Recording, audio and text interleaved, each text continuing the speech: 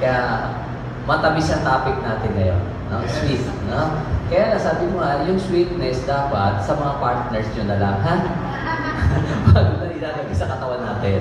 Diba? So, bakit kailangan nating pag-usapan ang diabetes? Oh, by the way, sino po yung mga bisita pala namin dito? Guest po. Ayan, palakpakan natin muna po. Maraming salamat sa pagdating. Hopefully, hindi kayo diabetic. O diabetic na. O kung diabetic po kayo, congratulations. Sa tingin po kasi, mabubunot namin kayo dyan. Ha? O, ibig sabihin, maganda ba yan? Makawala tayo sa gawin niya? Yes. So, yun po ang aim kasi namin dito. Try to present something different doon sa nakagisa natin. Kasi kadalasan ng mga researchers ko ginagawa is, ano yung hindi binibigay sa inyo ng doktor nyo na posibleng gumaling kayo. Kaya yun ang focus ng presentation ko po. No? Kasi ang diabetes, sabi nga natin, is about sugar. Sugar kills. Totoo naman yun eh. Alam naman natin kayo na marami talagang diabetiko sa mundo. Ilan na daw? 382 million worldwide ang may diabetes. 80% ng namamatay sa diabetes, usually nasa daw yung low and middle income countries. Low and middle income. Kasama Pilipinas? Yes. Saan ba tayo dyan? Middle. Lima daw tayo low eh. Actually, hindi ko nga makonsider din ang middle eh. Sa totoo lang po, mayaman ng Pilipinas. Corrupt lang ang nakaupo. Yes. Sipin yung trillion na usapan na budget eh. Di ba? O, natunaw, may baha pa rin eh, no? Galing. 7th leading cause of death pagdating na ng 2030. So, ibig sabihin, ang prediction, parami, hindi pa unti. So, nakaka-bother. Kasi sabi mo nag-a-advance naman ng medisina, bakit gano'n? Hindi kayo mapagaling. Di ba? So, tignan po natin, Ang sabi ng CDC, ang CDC kasi sa US ito po, yan ang nakaka-alarma. 1 in 3 teens pre-diabetic na. Teenager pa lang yan. Just imagine teenager pa lang. Pre-diabetic na. Sino dito teenager? Pare ka. Teenager ang tiyan. So kaya, kailangan natin seryosohin ang laban sa diabetes. No? Sipin nyo, ito si Douglas 24. Yung apelido na talaga eh. Isa siya sa pinakamahusay na diabetologist sa UK. Ang sabi niya, diabetes is the most devastating and fastest growing health crisis. Kahit siya nakalaman. Di ba? Bakit? Nagdoble na po kasi. So, ibig sabihin, may nangyari. Bakit nagdoble? Intindihin na natin. No? Ano ba talaga ang diabetes? Konting kaalaman lang, konting definition muna ng terms. No? Kay Wikipedia, ito ang sinasabi niya. Diabetes mellitus, commonly known as diabetes, group of common endocrine diseases. Bakit group? Kasi hindi lang isang diabetes. Alam niyo naman, type 1, type 2, may 3, may 4, may 5 na nga. Kaya lang, hindi na natin masyadong i-discuss yung dalawa kasi usually mag-focus tayo sa pinaka-common type 2. No? So, diabetes is due either to, number 1, yung pancreas mo hindi nagpo-produce ng enough insulin. Hindi ka makagawa ng insulin. Or yung number 2, yung cells mo mismo nagagamit ng insulin, ayaw na mag-respond. Kaya nagkakaroon ka ng problema sa blood sugar mo. Kasi hindi na mailagay ng katawan natin sa normal range ko. No? Ito naman sa isang medical school, UCLA po ito eh. Ang sabi naman dito, diabetes mellitus, disorder of carbohydrate metabolism. Dapat yung tandaan yung word na yun, carbohydrate metabolism. O alam niyo, ibig sabihin ng carbs. O mamaya, mas pag-usapan natin yun, So, dapat nyo na maintindihan, yun carbohydrate metabolism. No? Impaired ability of the body to produce or respond to insulin. To produce, yun yung sinabi din dito. Yung isa naman, respond, hindi po yung number 2 doon. So pareho lang sila basically. So, si pancreas kasi, siya pinanggagalingan ng insulin natin. Sa Tagalog po, lapay. Diba? So, hindi lang naman yan ang trabaho ng lapay nyo. Actually, pag naririnig ng tao ang pancreas, ang lapay, iniisip lagi nila insulin, diabetes.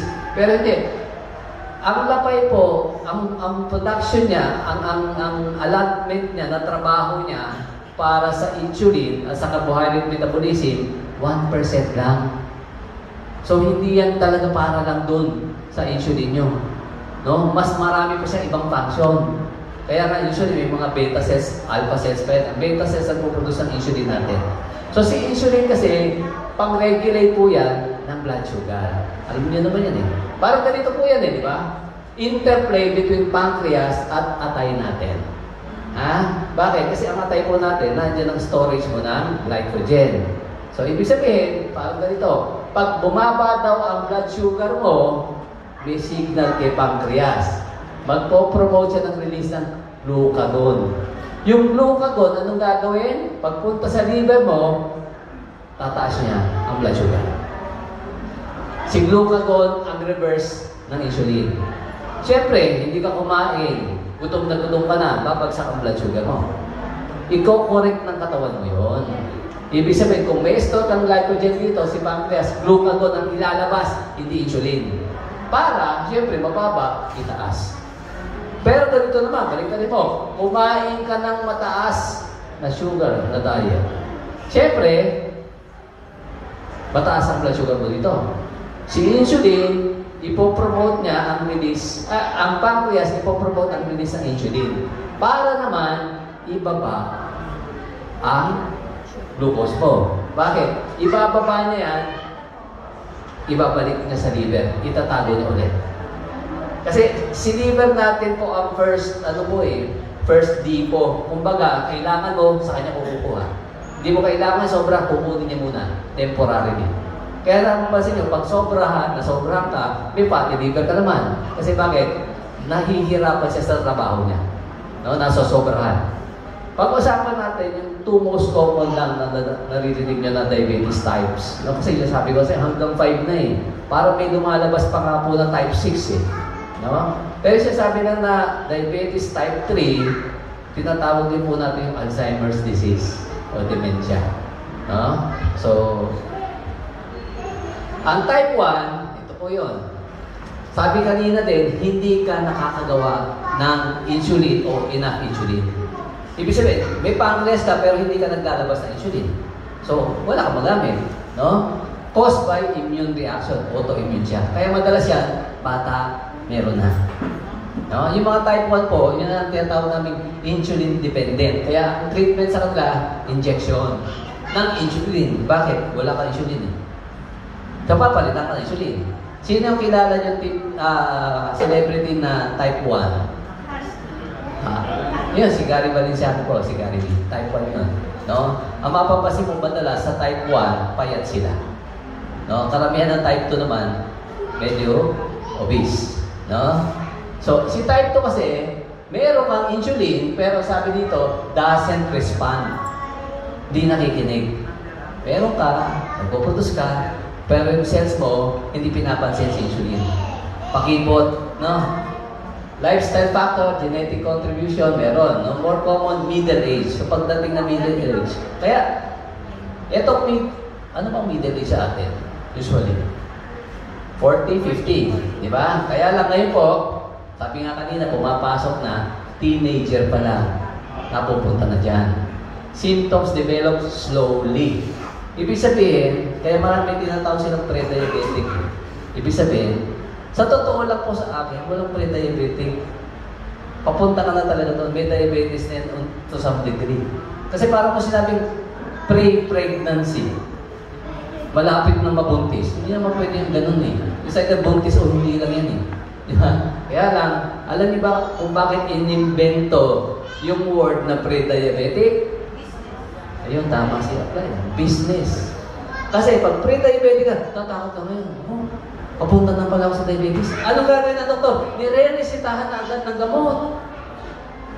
Para saan? Para matanim ka na sa gamot, automatic naman yun, dadali ka rin ng gamot sa diabetes. Hindi mas maaga ka nahuli. Diba? Manage with drugs and lifestyle changes. Simptomas. Ano sa pagkakaintindi nyo ang pinakamadalas na simptomas ng diabetiko? O, diabetiko tayo. Paa. namamanhid. O, tingnan natin, kasama yun, ha? Ito yung common, ha? Common, no? So, increase thirst, lagi uhaw. O, yun daw, lagi uhaw. Kasi siya sabi ni Ma'am kanina, hindi symptoms yun, complication na po yun, Ma'am. Neuropathy, tawag doon, namamanhid yung paa. No? So, increase thirst. Bakit lagi sila uhaw? Kasi pag mataas ang blood sugar content mo, nakukuha niya yung tubig sa cells mo palabas sa dugo mo. Siyempre, pag maraming tubig na lumalabas, yung cells mo dehydrated. So, feeling mo ngayon, lagi ka uhaw. Kasi may signal sa brain yan pengin tubig. Uy, inom ka naman. Ang problema, hindi naman papasok kasi bakit? Yung asukal, kukuha ng tubig eh. Dahil maraming tubig sa dugo mo, anong kasunod nun? Ihi ka ng ihi. Kaya madalas iba, sa gabi, ihi din ng ihi. Diba? So, yun yung dalawang yun ng paliwanag doon. Humahatak ang sugar ng tubig pag masyadong marami siya sa dugo natin. No? Ito, common to. Slow healing. Mabagal ang pagaling ng sugar. No? So, bakit daw mabagal ang pagaling ng sugar? Dapat yung maintindihan, ang mataas na blood sugar content, bumabagsak ang immunity natin by 50%. Isa yun. No? Bukod doon, may damages kasi ang mataas na sugar doon sa lining ng ugat natin, ng daluyan ng dugo. Tawag namin doon is glycation. Glycate is sugar, nagre-react. So, nangyayari, bumabara, mabagal sirkulasyon, hindi gagaling. Bakit? Hindi mo ma-deliver ang oxygen, hindi mo ma-deliver ang nutrisyon o yung mga kailangang raw material para gumaling sugat mo, hindi madala doon. Pati, siyempre, mataas ang blood sugar mo, pero hindi naman makuha ng cells mo. Kasi tanda natin, sugar, pagpasok sa cells mo, ginagamit niya glucose. Glucose, ano? Fuel yon. Parang sa sasakyan, yun ang gasolina. Pag walang gasolina, hindi andar. Ang katawan mo, mayaman ang dugo mo, pero hindi nakakarating sa may kailangan. Kaya lagi kang madali mapagod. Yun eh. No? Blurred vision. No? Bakit? Nagkakaroon din kasi ng glycation sa eye mo. Yung too much sugar sa eyes natin, apektuhan ng retina natin. Kaya may tinatawag na diabetic retinopathy. Mas maaga din po sila nagkakaroon ng katarata, yung mga diabetiko. Unexplained weight loss. No? Kasi bakit? Kasi yung sugar mo, nasa dugo lang eh. Ihi mo, mataas sa sugar. Hindi mo napapakain ang katawan mo. So, kaya minsan, bumabagsak talagang timbang nila. No? Magkakaroon ng muscle wasting na tinatawag eh. Ito po, tingnan nyo to. So, basically, ito yung sinasabi ni Ma'am kanina. Talaga hindi simptomas yun, komplikasyon na yan. Tandaan nyo, majority ng komplikasyon sa diabetes, hindi agad-agad lalabas. Kaya nakalagay dito nga po eh, no? Ang outcome niya, not immediate effect. Dahan-dahan. Takes time, panahon. Kaya try doon ang diabetes eh. Sa umpisa, mataas blood sugar mo, wala ka nararamdaman, okay ka pa rin. Ginagawa mo pa rin ang bawal. Kasi wala pa eh. Until such time, ang target talaga niya, ugat. Na andun ang majority ng problema eh. Large vessels. Ibig sabihin, malaki ugat, tatamaan dyan, heart disease ka. Diba? Magkakaroon yan, arterial disease, magkakaroon ng blood clots, etc. etc. Microvascular, ito naman yung maliliit na ugat yun. Yun yung sa mata, yun yung sa kidney natin. Kaya nadadamay sila. Pag sa brain, stroke, abutin natin. So mataas talaga ang complication na stroke sa mga diabetic cases, ha? Kaya doble ingat dapat tayo. Sa eyes yun na, retinopathy and cataract. Yung kalagay nga dito, commonest cause of blindness under the age of 60. Yung retinopathy dahil sa diabetes. Yun ang pinaka-common source. Heart, siyempre, atake sa puso. Kidneys, nephropathy, infection sa... Yung lagi may UTI din. Magtataka, may UTI, antibiotic. UTI na naman, antibiotic. Yung pala, may undiagnosed na problema, diabetic na pala yung pasyente. Ito, impotence, kasama po yun, ha? Limbs, ayun, sabi ni ma'am, yung namamanhid. Sa skin, prone sa skin infection. Bakit prone? Kasi na-sirkulasyon. Sabi nga sa inyo, kung babagsak ang ating immune system by 50%, pag mataas ang sugar level sa dugo natin. blood vessel, vascular problem, yun nga. Yung sa paden, prone sa ulcer, nagsusugat, hindi gumagaling. Kasi bakit po? Kasi once na walang pakiramdam, madalas, nakatapak na pala ng tamtaps, hindi pa napapansin. Napansin, mayroon parang basa na yung ano niya, yung sapatos, pag tingin, yung may nana na yung tamtaps, so kinakalawang na. Yung pala 2 linggo na. Totoo po yun, nakakita kami ng mga pasyente na nun eh. So kaya, doble ingat po talaga tayo. Tanong, paano ba diagnose ang diabetes? Pagpunta mo sa doktor, may simptomas ka. Siyempre, ano gagawin ng doktor? Pag mukhang diabetes, magpa-blood test. Ang basic is glucometer. So ito yung normal range, yung tinetest sa ganyan, sa glucometer. Ngayon naman kasi, medyo high-tech na eh. No? Yung 70 to 100, kinoconsider na normal. Sa kayo? O, sabi ko siya, nagdagdag na sila ng gitna, yung pre-diabetic, 101 to 125. Consider po ngayon, 126, diabetic na. Pero pagkakatanda ko nung araw, 250, okay pa. Ngayon, binaba, ang daming nasapol, ang daming nagagamot. Okay, hindi ko alam, ano bang criteria niyo ba't binaba? Even ang cholesterol, 330 dati, okay pa. Ngayon, 200, gagamutin ka na. Pagka ganon, marami init na gamot. Dati po, ang blood pressure, yung 140/90, okay pa, borderline. Ngayon, high blood na. Sino nagpapalit? Yun ang tanong eh. Ang point ko, 140/90 ka, okay pa na borderline. Tapos, biglang nung gabi pinalitan nila, hindi pagising mo, high blood ka na. Natulog ka lang, di ba ang galing? Yan ang kalokohan ng big pharma system kasi. Tandaan nyo, pag nagsasaturate ang benta nila, diba? Siyempre, ang pharmaceutical gumagawa ng gamot para kumita, hindi para gumaling kayo. Detrimental sa business model nila. Bakit? Pag gumaling ka, wala nang bibili. Kaya gagawin nila, sige, benta. Ang problema, dadating ang time ng taon, saturated ang sales. Ibig sabihin, hindi na pataas. Magkaganon yan. Bakit? Lahat bumibili na eh. Wala na dadagdag na bago. Mabagal. Anong gagawin nila? I-set mo ulit na mas mababa ang normal. So pag sinet mo, baka kalahati nun, biglang taas ang sales mo. Bakit? Yung dating hindi naman high blood, pag-gising high blood na eh. Ganon din sa diabetes eh. Ano nangyari? Hindi ka naman diabetic ko dati. Na-check mo, kinabukasan, binago nila. Di pagpunta mo sa doktor, diabetic ka na. Ang galing. Ganon din naman ang blood sugar mo dati. No? At anyway, parang ano lang to eh, theoretical basis, no? May isa pang test, kasi it requires fasting. Tandaan nyo ha, kailangan ito ng fasting. Kaya lang, minsan kasi, yung mga pasyente, hindi naman nakaka-comply sa fasting. May isang way na hindi na kailangan ng fasting, na mas accurate pa dito. No, ano yung tinatawag namin, ha? HbA1c test. Ito yung sugar level o average blood glucose level for the past 2 to 3 months. Nag-aaling saan? Sa dugo mo. Yung mismong cells. Ang tawag dito is glycated hemoglobin. Tandaan nyo, pag narinig yung word na glycated, ibig sabihin, inasukalan. Minatamis na. Parang ganun eh. Glycated hemoglobin. Yung hemoglobin mo, nagkaroon na po ng sugar.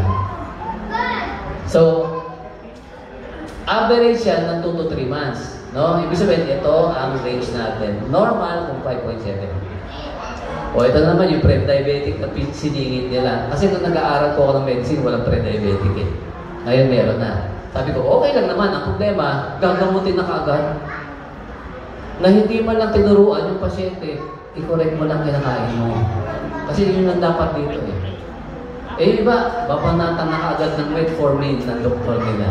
Pre-diabetic pa lang. So, 6.5 or higher, yun na po yung dinadiagnose ngayon na ano, hyperglycemia o diabetes mellitus. DM. No? True or false?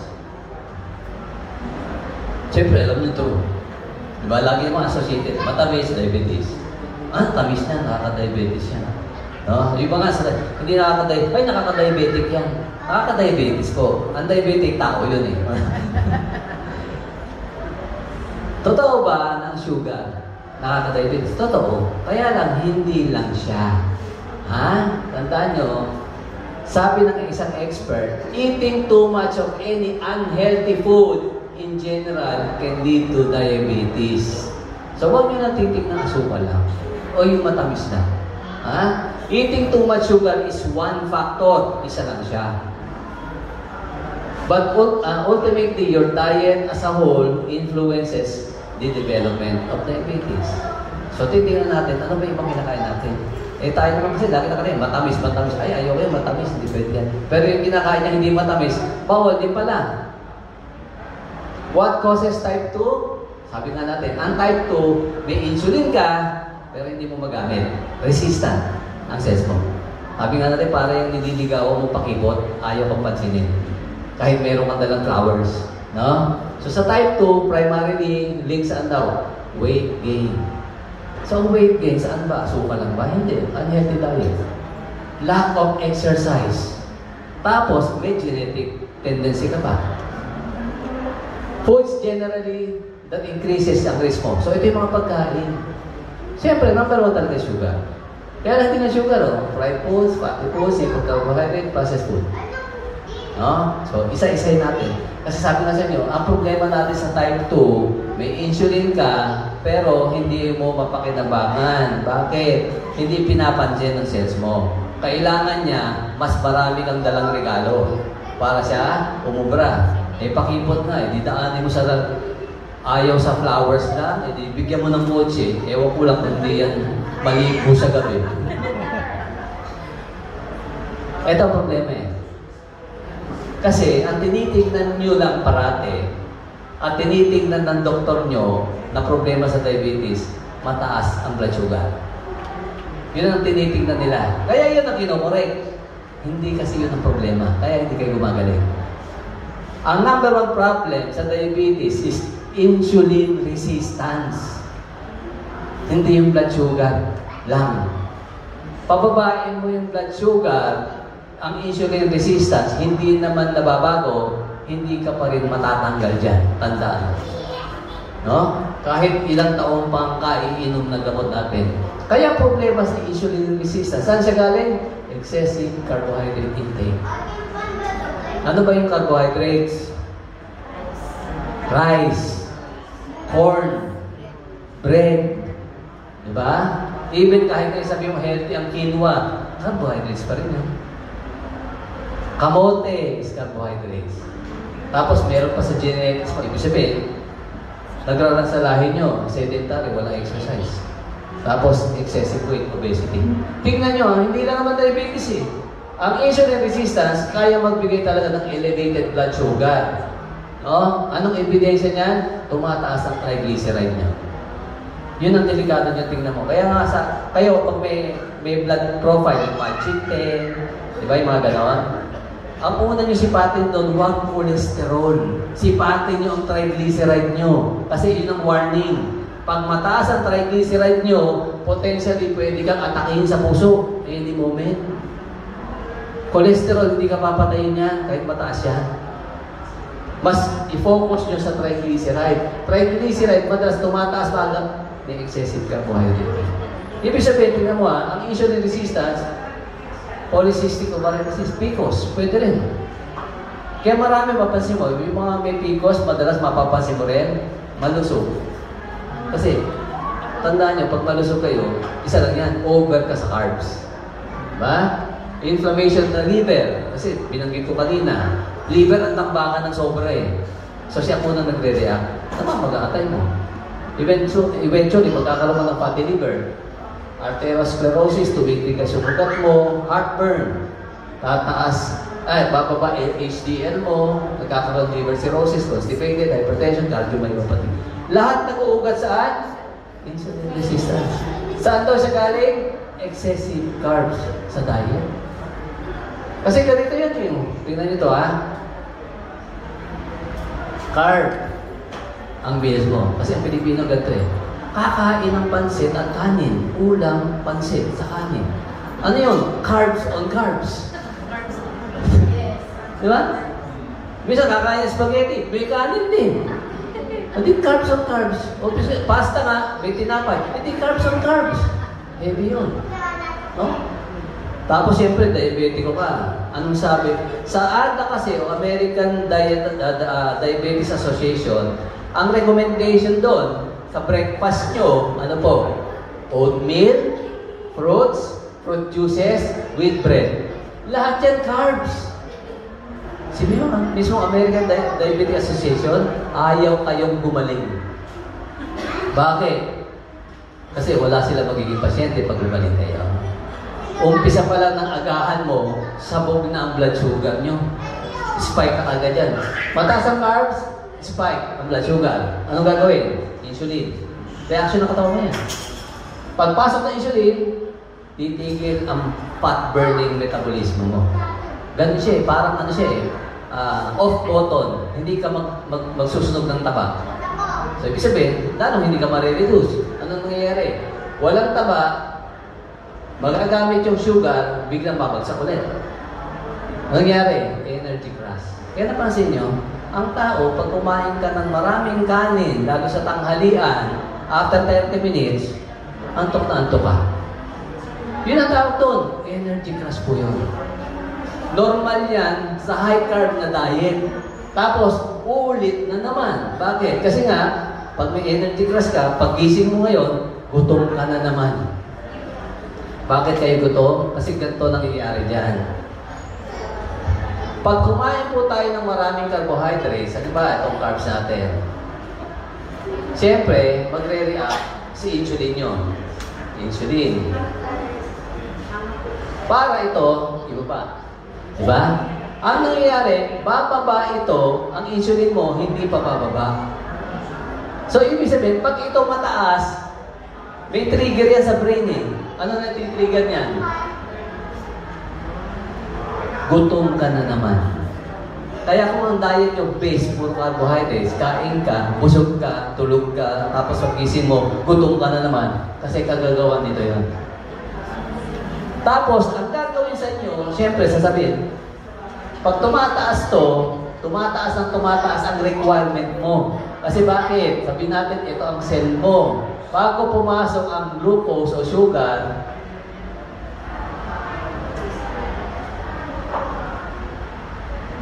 kailangan natin ang tagadala. Insulin. Diba? Bago yan pumasok sa loob. Ganun gagawin yan eh. Siyempre, pag may insulin, pasok lang ng pasok yan. Ang cells natin, nabubusog hindi. Nabubusog din yan. Alam niya kung sobra na eh. Halimbawa, sobra ka na ng asukal dyan sa loob. Lumobo na nga siya eh. Ano gagawin niya? Pipigilan na niya si insulin. Ang tawag ko nga kay insulin para yung ano eh. Alam mo yun sa mga lalaki sa inuman, yung tanggero. Lasing ka na. Sige, malay, kaya pa yan, kaya pa yan. Ayun naman isa, sige, pinipilit kayo. Yung nang ino, mamaya, supa na. Kasi ganun eh, sinasaksak sa'yo, hindi na kailangan.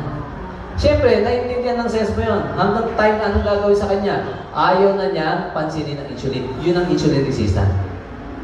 Kasi kailangan niya mag-adapt. Kasi kung hindi, pasok ng pasok, lalo siya nang-didiscuss siya.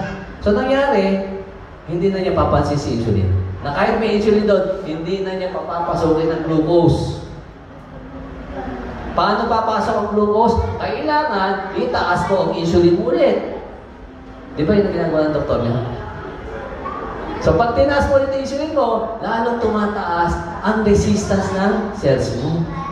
Kaya hindi na kayo nakaalis dyan eh. Metformin, kung anong gamot yan, tapos hindi na gumagana. Bakit? Eh pinataas ng doktor niyo yung requirement nyo ng insulin. Dahil hindi tumatalab yung gamot nyo, tuturo ka na kayo ng insulin. Tama mali. Gumaling? Hindi. Dahil nung naging komplikado ang sitwasyon. Bakit? Tandaan nyo once kayo po nagturok ng insulin, yung pancreas nyo siya gumagawa, di ba? Yun ang pitwersa ng gamot nyo. Parang ganito nangyari.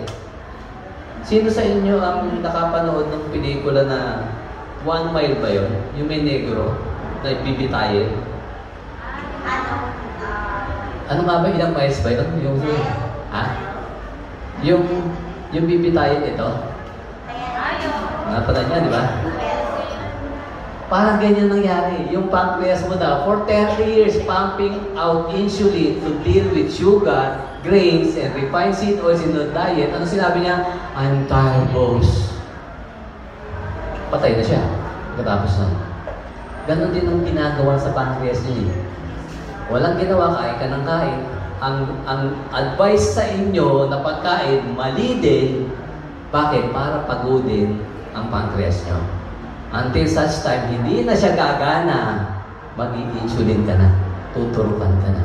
Bakit? Hindi na siya gagawa hindi naman pinapagawa na sa inyo ng doktor niya. Basta, kailangan doktor, kailangan mag-maintenance daw kasi delikado pag mataas ang blood sugar. Hindi naiintindihan, ang delikado yung pagtaas ng sensitivity, insensitivity. Hindi na nakikinig So, basically, tanda mo mabuti ito Ang kalaban mo talaga sa chronic diseases including diabetes, refined sugar, refined grains, vegetable oils. Yan, tatlong yan. So, hindi na asukal. Ba? Seed oils, puntahan natin. Lagi kasama sa lecture ko yan. Tingnan nyo Ito yung mga sakit na naliling sa seed oils. Kasama ang diabetes dyan. Hindi matamis yan. Matamis pa ang seed oils? Hindi. Lagi yan. Diba? Pero, ayaw kang bigyan ng diabetes. Ano ba yung seed oils? Alam niyo po yung seed oils. O, tingnan niyo po. Tingnan niyo mabuti ang mga kusina niyo. Baka ginagamit niyo. Ang isa dyan. Ano-ano yan? Sunflower oil, soy oil, cotton seeds, safflower oil, corn, rice bran oil, grapeseed, canola oil. So, anong wala dyan? Coconut oil. So, yun lang po tayo. Balik kayo sa coconut oil. Sabi diba, pwede rin po avocado oil. Yan ang mahal. Nakakabili naman sa SNR Kaya lang mahal ang avocado. Or, kung tag-avocado ngayon hindi pag-aralan nyo paano gumawa ng avocado oil. Kaya pa naman olive oil. Ang olive oil po, hindi na rin kasi totally safe. Bakit? Ang problema with olive oil kasi, contaminated na ang 80%. Ibig sabihin, ang nakalabel olive oil pero may halo na rin pala. Bakit? Kasi malaki ang demand ng olive oil sa world market. Tandaan natin, ang olive oil usually, kukunting bansa ang pinagagalingan. Ang plantation ng olive trees kasi konti lang. Usually, Italy, sa Spain, mayroong konti. Diba? Pero ang demand niya, hindi pwedeng supplyan ang buong world market. So, anong ginagawa? Lalagyan konti, tapos seed oil na. Kunyari, olive oil na. So, nadadaya tayo, nagkakaproblema pa tayo lahat. Kung sigurado kang pure na olive oil yan, unang-una dapat nga olive oil lalagyan dark bottle. Hindi dapat yan clear. Kasi madali siya mag-react din sa sunlight. No? Hindi rin siya magandang pamprito. Kasi pag pamprito, ang usapan yan, smoke point. Mababa smoke point ng avocado, ng olive oil. Olive oil is good for dressing, pangkain diretso. Is diabetes genetic? Sabi naman dito, meron talagang factor, ang genes. Diba? Kaya genetic factors contribute to its development. Kaya lang, sabi na natin, hindi ko mo nasa dugo nyo, nasa lahi nyo, automatic lalabas. Pwede namang hindi Huwag mong tanggapin. Kasi diabetic ang mother ko, sigurado diabetic ako paglaki. Ikaw na mismo nag-attract ng sakit mo Diba? Nasa genes ang tendency. Pero, ang trigger, nasa gagawin mo. Ibig sabihin, ano yung kinakain mo? Kaya nangyayari minsan na, sabi nga nila, lahi namin dok Bakit? Kasi siyempre, nanay mo, tatay mo, kapatid mo. Ang tanong ko, isang bahay lang kayo? Oo. Sa bahay nyo, iba-iba kayo kinakain? Hindi, pare-pareho kayo kinakain. Kaya lumalabas pare-pareho din sa inyo.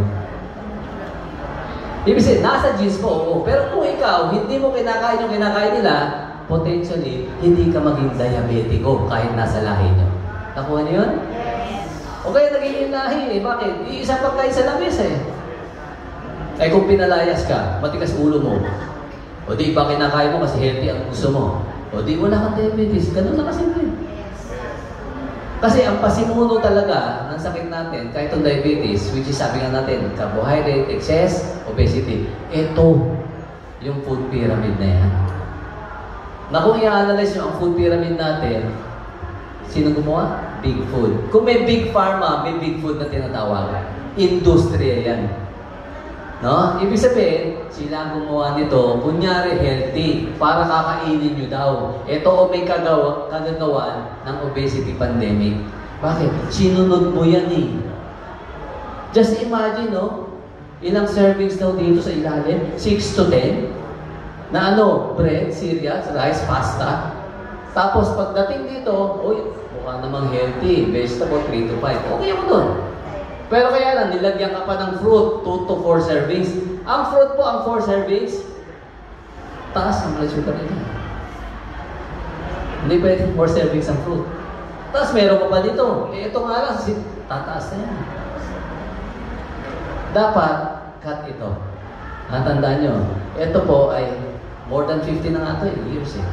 Simula po nang inadapt yan, dyan ang naglakihan ng tao. Subukan niyo po sa mga bisita namin, humanap kayo ng mga, sa social media, picture, kahit sa US, hanap kayo ng mga scene sa beaches nila, mga 1960s and 70s. Anong challenge ko? Maghanap ka ng isang overweight doon, wala kayong makikita. Ang gaganda ng katawan nila. Ngayon, kumuha ka ng picture sa beach. More than half. Di ba? Kung lumakad ka dito na. Pero naka-two-piece at tatapon pa, di ba? Ito may kagagawan eh. Kaya sabi ko sa inyo, sino ba gumawa niyan? Big Food. Department of Agriculture ang nag-set niyan, hindi Department of Health. Kaya ito po, malaking kamalian na sinunod ng tao. Siyempre, dito nga eh, use sparingly daw. Sinama ang sweets doon. Kasi, obvious. Pareho lang yan eh. Asukal is refinement ng carbohydrates. Sugar din yan eh. So basically, tingnan mo sugar is the new cigarette. Alam nila yan. Kaya yan, ginawang refined sugar. Kung nababasa niyo, madalas ba? Refined sugar. Magandang pakinggan eh. Refined sugar. Parang nilinis. Actually, totoo yun. Nilinis ang sustansyang magaling. Ang tinara, yung addicting na sugar. Yung alam na maa-addict kayo. Kaya mahirap tanggalin ng sweets eh. Nahanap ni parating. Sugar increases insulin. O, di huli ka. Papunta diabetes talaga yan. Ano pa? Insulin increases food storage. Nalubo ka. Tingnan nyo, sa labraso, pinapili yung daga na nakatikim ng sugar at saka ng cocaine. Anong binalikan? Sugar. Mas addicting siya sa cocaine. Kaya naman, pareho yata ang puti. Sigutin mo yung sugar na gano'n. Saka sa ilong na. Ito yung bagong research kasi na lumalabas eh. Ang unang-unang sinisira ng sugar sa diet mo, hindi naman yung loob ng katawan mo agad eh. Bituka mo pa lang, may magkakaproblema na. Tandaan nyo kasi may balanse tayo. Good and bad microbes. Ibig sabihin, napupunta ka na ang balanse, mas marami yung bad microbes. Leading to metabolic diseases. Tandaan nyo, pag sila metabolic diseases, nandiyan diabetes. Nandiyan ang hypertension. Ha? May gamot ba sa diabetes? Pwede bang gamutin tao? Gagaling. Base sa inyo, hindi daw. Hindi na gumagaling. Di ba? Tingnan natin. Sabi kay Wikipedia, ganun din. There isn't a cure. Naka-highlight pa. Pero nilagay din naman nila eh. Type 2 can be reversed. Tingnan nyo Tingnan kung paano kayo dinadaya UCLA. Can diabetes be cured? Can you get rid of diabetes? There is no cure. Wala na daw gamot. Pero sasabihin dito, however, diabetes can be reversed. Ano ba yung reverse? Kabaliktaran. Ibig sabihin, may sakit ka, gagaling ka. Kaya sabi ko, kasi dito, pinopokus kayo sa word, no cure. Pero sila rin ang nasasabi kasi alam nila eh. Alam nilang pwedeng i-reverse. Kaya lang, play of words yan eh. Ibig sabihin, may sakit ka, yung kabaliktaran, gumaling ka. Eh, di gumaling ka. May cure. Para hindi mo na kasi hanapin. Kasi sinabihan ka na, umpisa pa lang, ay, hindi nagagaling yan ha. Iinom ka ng gamot, maintenance na to, lifetime. Anong number 1 fault ng pasyente? Naniwala kayo. Ba't kayo naniwala? Sabi ng doktor eh. Diba? Bakit ganun na sabi ng doktor? Ganun ang turo ng doktor sa doktor. Tanong, sino nagturo sa doktor? Saan ang galing ang turo sa doktor? Galing sa Big Pharma. Naintindihan mo na ngayon kung bakit tatago talaga na pwede palang gumaling. Kasi bakit? Malaking negosyo pag tuloy-tuloy kayong bibili ng gamot. Malaking negosyo pag hindi kayo gagaling kasi for sure magkakaroon ka ng komplikasyon. Hindi naman yung check-up lang eh. Nasira ang kidney, dialysis, hindi malaking gastos. Nagkakatarak, eye operation. O di gastos na naman. Di ba? Nasira, lumaki ang puso, nagkakomplikasyon. Isang doktor na naman. Kaya kampi-kampi na yung mga doktor eh. Lahat sasabi, hindi niya gagaling, kailangan yung i-refer ka ngayon dito sa cardio. Dati, ang pinupunta mo, endocrinologist na. Ni-refer ka na sa nebro, ni-refer ka pa sa opta, lahat na. Kasi syempre, nakikinabang lahat. Follow the tune. Kumbaga, sayaw na lang tayo sa music. Bakit? Lahat naman nakikinabang. Ang pobreng pasyente, nag-e-expect na gaganda, nagsimula sa isang gamot, nauwi sa ilan? 8. Yun ang mabigat. So, linawin natin mabuti. Paano siya i-reverse? O, gamitin na natin kasi mainit sa labas. Pag sinabi mong cure, ayaw nila yun. Kaya siya reverse. Paano ba i-reverse? Ang reversal kasi dapat unahin natin intindihin saan ba nanggagaling ang problema? Carbohydrate, sugar, tama? O isa-isahin natin ha. Hindi lang ang sugar yung nakikita nyo na puting powder doon sa kusina nyo. Lahat yan. Sucrose, dextrose is sugar. Nasa hospital ka, naka-dextrose ka. Diba? Glucose, syempre, yung usual. Molasses, maltodextrin, sorbitol, xylitol, malitol. Yan yun eh. Basta lahat daw na may OS, OSE, syrup, all. Ibig sabihin ng all, kahit ang alcohol, ethanol, sugar yan. Kaya pinagbabawal din yung pag-inom ng beer, pag-inom ng alcohol sa diabetic. Bakit? Basically, fermented sugar ang alcohol eh. Di ba? Fruit sugar yan, ginagawang alcohol. Ganun yan eh. Kaya basically, sugar pa rin yun. High fructose corn syrup, ito pa, pinaka-notorious na inad nila. This is an artificial sweetener. High fructose. O yan, dapat maintindihan yung mabuti ito. Hindi siya matamis, pero bread is sugar. Ibig sabihin, kakain ka ng bread, 2 slices, hindi naman yan papasok sa katawan mo as bread. Ida-digest o proseso as glucose. Yun ang ultimate product yan. Asukal pa rin yan. Kahit sabihin mo sa akin, Dok, wheat bread na nga kami. Naniwala ka pa doon. Pareho din yun. Ha? Nagdagdag lang konting fiber, pero basically, conversion to sugar pa rin. Rice, pasta, fruit. Kaya nga matamis yun. Ano ba? Cereal is sugar. Di ba usually pinakain pa cereal? Kung hindi nga cereal, oatmeal. Naniwala pa kayong healthy ang oatmeal nyo. Sugar po ang oatmeal. Ha? Okay, paano kayo gagaling? Lahat ng tinuro sa inyo at ginagawa nyo para hindi kayo mabunod sa sakit nyo na diabetes. Sabi dito, si Dr. Haroux, meron daw diet na effective. Effective ba? Very low carb diet. Kasi nga, naintindihan mo eh. Excessive carbohydrate ang problema. Ang carbohydrate, ang conversion, asukal. Ha? So, ang sabi nga dito, if someone tells you otherwise na hindi ka daw gagaling sa gano'n, kalokohan, kalimutan nyo, delikado daw, kulang yung sa aral. Bakit po? Hindi naman to haka-haka. Ito dapat ang backbone. Kung diabetiko ang pasyente mo at yan ang expertise mo, dapat nakalatag yan sa kanila. Alam niyo po ba, noong 1970s, ginagawa na yan sa atin? Totoo yun. High fat, low carb diet, yun ang pang-treat nila sa diabetes. Noong araw. Kaya lang, na-discover si insulin. Si insulin kasi pag turok, magic, baba ang blood sugar. Kaya kinalimutan na yung totoo na pwede magbalik sa inyo. Kasi na-invento ng insulin eh. So, akala nila, miracle cure, magaling na kasi naturukan. Pero hindi. Tinali ka lang. sa gamutan natin ng insulin. So, ang kailangan natin kasi, sabi nga kanina, ang diabetes is metabolic disorder. Problema sa metabolismo ng carbohydrates, hindi lang sugar, ha?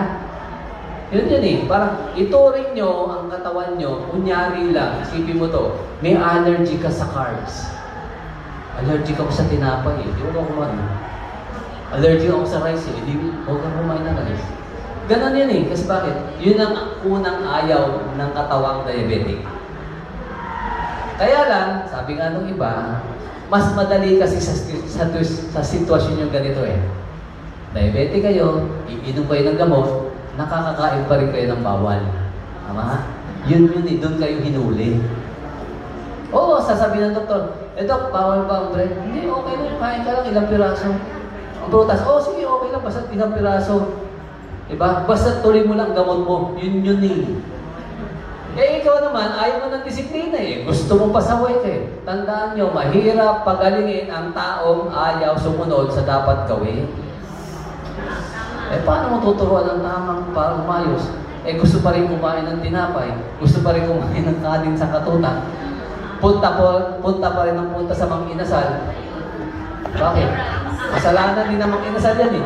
Only rice. Kaya ikaw naman, yung manok mo halos buto na, rice pa rin. Kukuha na lang ng sosa na para, magubusog. Metabolic healing ang kailangan nyo. Ito lang ang makaka-reverse kung gusto nyo talaga. Kaya tingnan nyo low carb is not just a diet.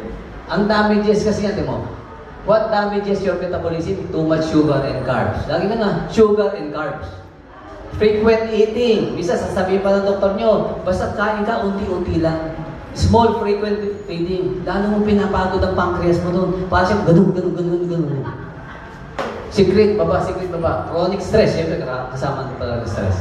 Lack of sleep, yung mga nagpupuyat parati, kasama talaga yan. Processed food, no? How low carb help you heal? Binababa niya talaga insulin mo. Ina-stabilize ang blood sugar niyo. Kasi wala ka ng panggagalingan ng extra na glucose eh. Kasi bakit? Nagbabawas ka nga ng carbohydrate. Tandaan, carbohydrate, sugar yan. Pinakita ko naman sa iyo, kanin, sugar yan.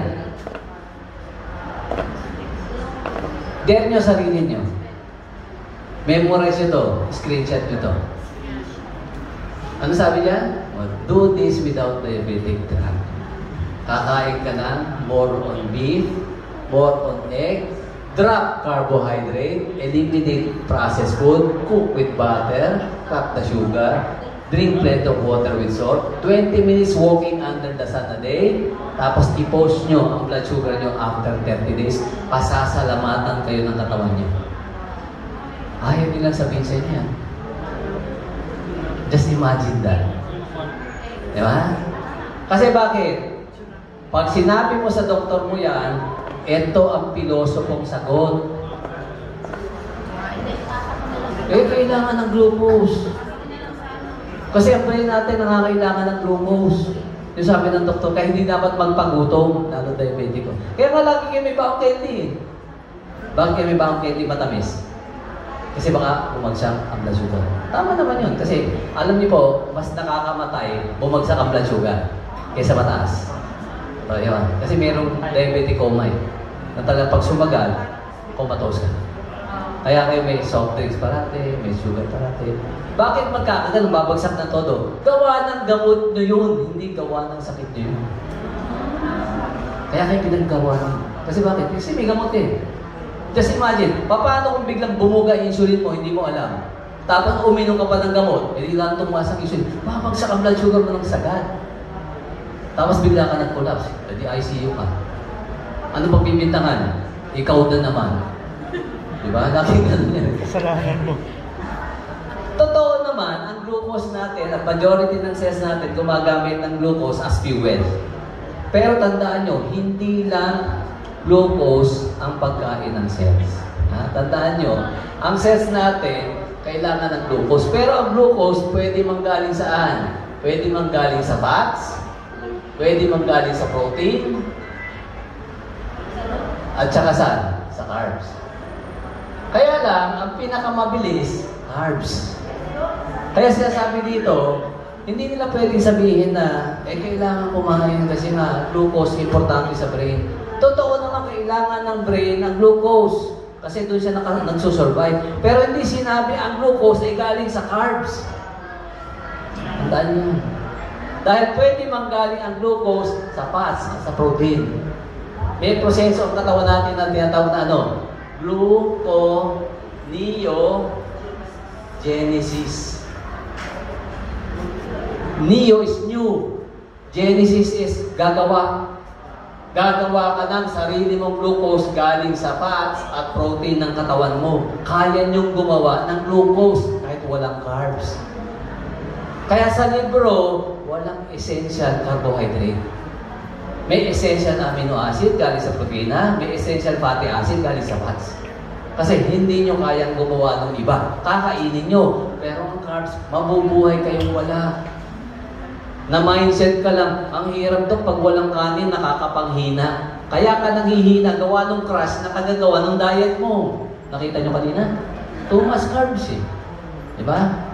Kaya na kung sasanayin nyo kasi, ang source ng glucose nyo galing sa dalawang ito, mas stable ang blood sugar. Hindi yan up, down. Kasi bakit? Walang role ang insulin. Ang insulin lagi nagpapagana yan eh. Primary energy source ng human body is fat.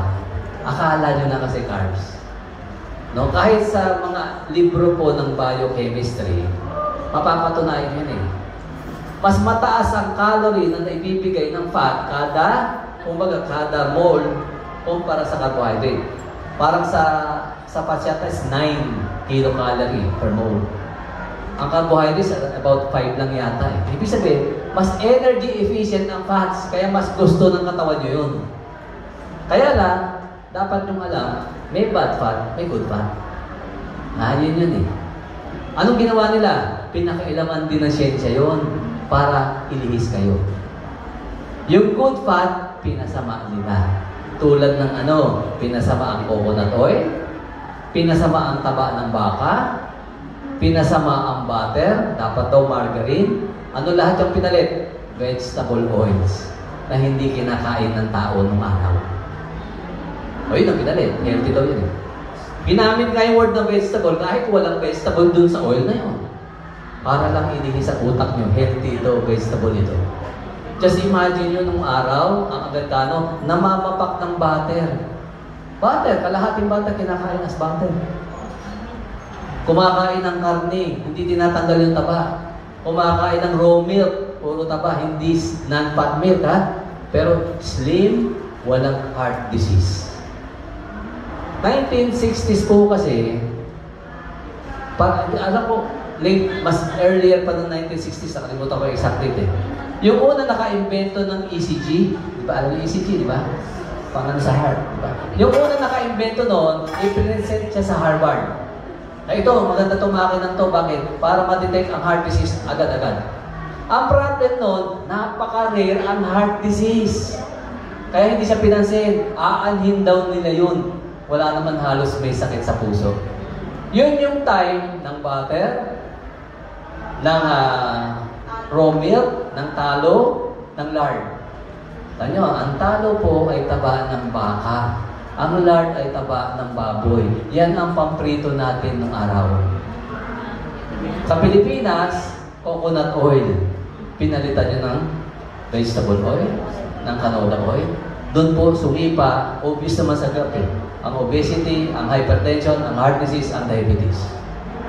Bakit? Naniwala kayo sa sinabi nila. Diba? Naset na po tayo din mabuti. Kasi para sa sabi nga dito, ang storage tank daw ng carbs in the form of glycogen, maliit. Kaya hindi kaya i-stack ng katawan nyo, maliit eh. Masasaturate ka agad. Unlike ang fats, pwede ka lumakin na lumakin.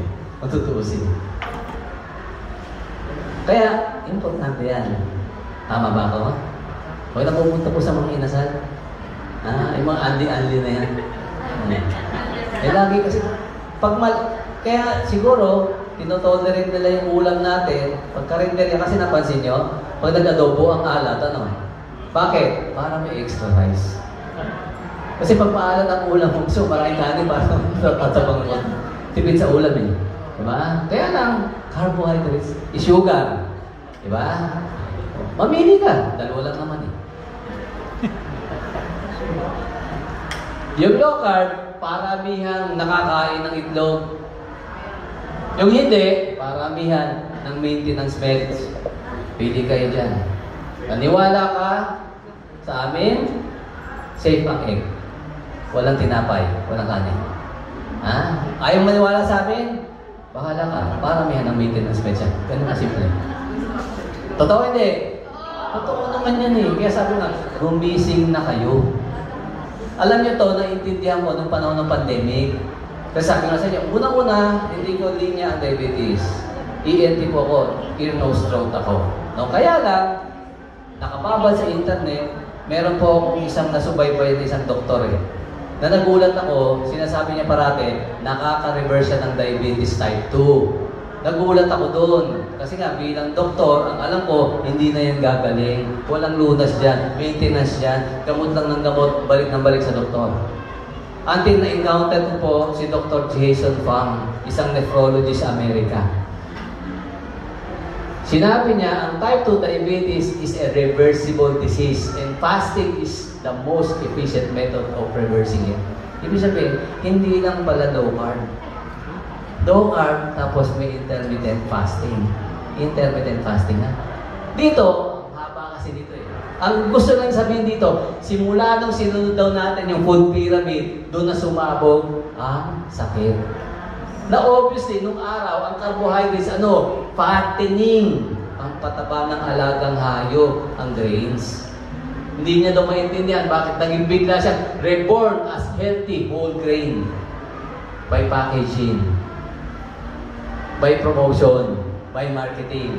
Yung nakakataba na iniiwasan ng araw para hindi sila lumaki, ginawang healthy daw. At kakainin nyo ng 6 to 10 servings per day. O di naglaki yan ng tao. Diba? Bukod doon, kasi kung overweight ka na, kailangan magsunog. Kaya dapat, meron talaga tayo fasting. Maraming benefit ang fasting. Hindi mo kailangan pag sinabing fasting, isang araw hindi ako kakain. Hindi nyo kakayanin yung mga diabetiko. Dahan-dahan. I would rather say, dun muna kayo sa low carb diet, pinresent ko kanina. Tapos unti-untiin mo, 12 hours ang umpisa. Madali lang po fasting, sa totoo lang, 12 hours ang pinakamadali. Kumain ka ng alas 7 ng gabi, ang sunod na kain, alas 7 ng umaga, o alas 8, that's 12 hours. Kaya nga breakfast ang tawag sa umaga. Nag-fasting ka eh. Kaya lang, nilito rin tayo. Kasi sinabi nila, breakfast is the most important meal of the day. Sabi nila. Kaya kakain ka ngayon. Kasi bakit? Tatanggalin yung fasting mo na maganda pala sa katawan mo. I-delay nyo lang naman ng konti. 12 hours, kung kaya mo na, 14 hours, i-brunch ka na lang. Kaya alas 7, alas 9, alas 10. Until such time, masasanay ka. Kasi tandaan nyo, pag nasanay kayo sa carbohydrate and fat as fuel, hindi kayo gutumin. Diba? Ito ang benepisyo. Sabi nga dito, fasting isn't new, is the original medicine your body still remembers. Pag nasa fasting mode, ang katawan nyo, nagre-reset siya, naglilinis siya, tinatanggal ang toxins sa katawan nyo, inaayos ang metabolismo mo. Ito po ang ilan sa benepisyo ng fasting. Siguro, naintindihan nyo naman, kahit ang fasting, pagbukas kayo ng Biblia, na andon. Tama? Even ang mga kapatid nating Muslim, pag Ramadan, ilang days ang fasting? 1 month. Ibig sabihin kaya eh. Kaya hanggang sa ngayon, alam niyo po, Middle East ang pinakamababa ang cancer rate. Bakit? Nakakatulong ang fasting mag-prevent ng cancer. Ano nagagawa? Protects against neurodegenerative diseases. Yung nagpa-fasting, mas tumatala sa isip. Kasi tandaan nyo, ang major effect ng too much carbohydrate and sugar, ito rin po, Alzheimer, dementia, natawag, diabetes type 3. Sugar sa brain is diabetes. Sugar sa nerves is neuropathy. Sugar excess sa mata is cataract and retinopathy. Lahat yan, makikita nyo, dagdag ang problema gawa ng asukal. Ha? Insulin level drops and human growth hormone increases. Ano pa? Reduce insulin resistance and lower blood sugar level. So, maganda talaga fasting. Siyempre, sabi nga, low carb, intermittent fasting, ano pa yung last? Exercise. Kailangan gumagalaw talaga tayo. Diba? Galaw-galaw din. Importante. Bakit daw importante? Ito yung mga ilang pag-aaral ha. Ito yung review kasi ng 122 studies na kahit daw yung konti paglaki ng biceps mo at katawan mo na 2 to 4 pounds ng muscle ha. Muscle ha, hindi taba ha. Muscle yan. Di ba? Nagkakaroon ng 4% drop sa body fat. Pagkatapos, 6% lower fasting blood sugar. Automatic, nag-exercise pa lang, bumaba ng blood sugar niya. Ang problema, last week lumabas, number 1 ng Pilipinas sa pinakamaraming porsyento na hindi nag-exercise. 46%. Wala na exercise. Ang exercise na lang po, daliri at mata. Saka bibig. Muscle burns calories even at rest. Ibig sabihin, pagka na-build mo na yung muscles mo kasi, kahit nagpapahinga siya, mas nababurn mo calories. So kaya, maganda sa metabolismo natin. Importante yun. No? So, low carb, dapat, alam niyo na mga carbs ha, hindi na asukal yan, hindi na kanin yan ha. Tandaan nyo, kahit mais, carb yan, carbs yan. Kahit, tawag ito, kamote is carbs, walinggo is carbs, lahat ng sapin-sapin, mga sinukmani, etc. Lahat yung carbohydrates. Kakanin. Bamas talaga yun. Ha? Sabi niya, i-treat lang naman daw. Kumusta treat mo? Once a day, may treat ka. Dapat siguro kung may treat ka, siguro once a week is enough. Kung kaya nyo, wala eh. Bakit? Kailangan, eto isa pa, na pwede nyo singit eh. Supplementation. Narinig yung insulin plan? Meron talaga siyang role eh, sa diabetes, no? Bakit? Yun nga sinasabi dito, primary interest surrounding the plant involves the treatment and management those suffering from type 1 and type 2. Sabi nga natin, yung type 2, kayang i-reverse. Ang sinasabi nila, yung type 1, kasi autoimmune. Wala ka insulin, wala daw cure. Meron na ngayon. Meron ng cure at type 1 ngayon. No? Sinong gumagawa? China. Bakit kayang gumawa ng China? Kasi hindi sila under ng pharmaceutical. Madalas tandaan nyo, Pfizer, di ba yung mga malalaki, US yan. Kaya hindi papayagan yung ganong issue na maglalabas ka ng gamot, papanatan nila. Sila ang may hawak ng pera eh. Sila ang may power. Pero sa China, ang hinahanap lang ito, cure. Meron na pong isang type 1 doon na gumaling. Paano? Stem cell therapy. Diba? Walang pancreas, sira ang pancreas. Nag-harvest sila, nagtanim ng stem cell sa pancreas, nag-grow ng healthy pancreas. Di magaling ka na. Ganun kasi yun eh. Walang kumukontra kasi. Bakit? Walang big pharma doon eh. Isa pa, yung pine bark natin. No? Nakakatulong talaga siya no, sa mga diabetes. Kaya kung kaya natin mag-supplement ng mga supplement na may insulin plant, tsaka yung pine bark, maganda rin po ang coffee sa study sa diabetes. 3 to 5 coffee a day. No? Kaya lang, kung hindi ka makapit talaga, hinahanap ko to, yung 50% lang namin to sa mga tinatamad pa. Mag-aanap pa ng insulin plant, mag-aanap pa ng pine bark, meron namang issue check na, iinumin mo lang yung capsule. Meron ka pang benepisyo kasi blended siya ng 5 power herbs. No? Malunggay, tawag na silis, aluyot, uray, talbos ng kamote. May patotoo ba talaga? Kasi bakit? May mga gumamit tayo natin. Siyempre, ma-attract ka naman, insulin check for diabetes. May insulin powder, may pine bark. Nakakatulong daw.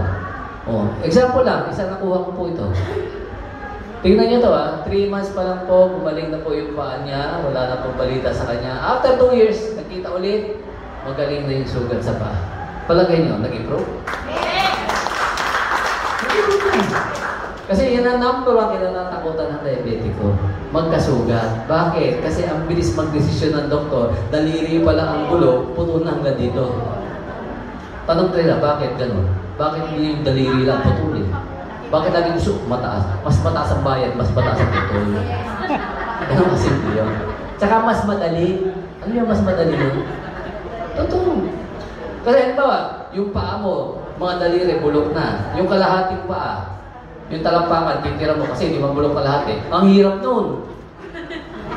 Mahirap yun. Ang daming buto, ang daming ugat nun eh. Diba? Lahat nun, sisirin dugo, gano'n. Pero kung dito, dali niya, ditid lang yan, sa akin na kahit mata daw sa palengke, kahit putulin ito, madali. Parang sa baboy yan, gano'n lang. Kasimple. O, di mas mataas ang bayad pa sa PhilHealth, di mas gusto ng doktor talaga yun. Sasabihin lang naman sa'yo, simple-simple. Kakalat infeksyon, mamamatay ka. Diyan magaling ang doktor, manakot. Eto, palagay niyo, hindi tinakot? Tinakot yan. Ang problema, walang pera eh. Kaya mas mahaba ang buhay madalas nung walang pera. Napansin ko din yan. Kaysa may cancer, may patay na. Bakit? Nagpakimo, lahat ginawa. Diba? Yung asawa ni Albert Martinez, breast cancer. Si Miriam Defensor Santiago, may pera. Yung singer ng Aegis, may pera. Pagkatapos sa gamutan, patay. Walang pera, nakakapag-plastic. Oh, kasi walang pera, nakapag-plastic na. Kaya makain eh. Walang makain eh. Eh, siyempre, ang dami namang mabait na dealer. Eh, sakit, wala magkaya. Sige, try mo na to, bigay ko na sa iyo. Tandaan nyo, eto paliwanag ko ha. Bakit itong ganito hindi gumagaling pag diabetic kayo? Siyempre, sabi, infection yan, bigyan ng antibiotic, ba't hindi pa rin gumagaling? Kasi ang problema dito, sirkulasyon. Tandaan nyo. Bakit? Sarado na yung ugat pababa. Kaya nga maitim ang paa eh. Madalas. Yung maliliit na ugat nyo sumasara na, bakit? Glycated na siya eh. Inasukalan na eh. Magkukulaps talaga yun. So, ibig sabihin, kahit pa inumin mo na antibiotic yan, yung datalo yan, sarado na. Hindi na pupunta doon. Para gumaling, kailangan ng sustansya, kailangan ng raw material. Saan dadaan? Sa dugo na naman. Barado. Makakarating? Hindi. Subukan mong kunan lagi ng blood sugar yan. Ang mapapansin mo, laging mataas, hindi mapababa. Ang pinapataas lang, dosage ng gamot mo at turok ng insulin. Ang hindi naintindihan ng doktor, hindi talaga yan mababa ang blood sugar. Bakit? May sugat eh.